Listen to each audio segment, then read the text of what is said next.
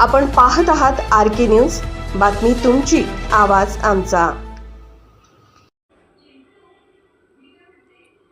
दिल्लीतील विद्यार्थ्यांवरील अमानुष लाठी हल्ल्याच्या निषेधार्थ नांदणीत निषेध मोर्चा। दिल्ली येथील जंतर मंतर परिसरात विद्यार्थ्यांवर झालेल्या कथित अमानुष लाठी हल्ल्याच्या निषेधार्थ नांदणी येथे विविध सामाजिक व राजकीय कार्यकर्त्यांच्या उपस्थितीत निषेध मोर्चा काढण्यात आला। या मोर्चाद्वारे विद्यार्थ्यांवरील कारवाईचा तीव्र निषेध व्यक्त करण्यात आला। मोर्चामध्ये सहभागी झालेल्या आंदोलकांनी केंद्र सरकार आणि दिल्ली पोलिसांच्या कारवाई विरोधात जोरदार घोषणाबाजी केली। विद्यार्थ्यांवर लाठीमार करण्याऐवजी त्यांच्या मागण्यांवर सकारात्मक तोडगा काढावा अशी मागणी आंदोलकांनी केली।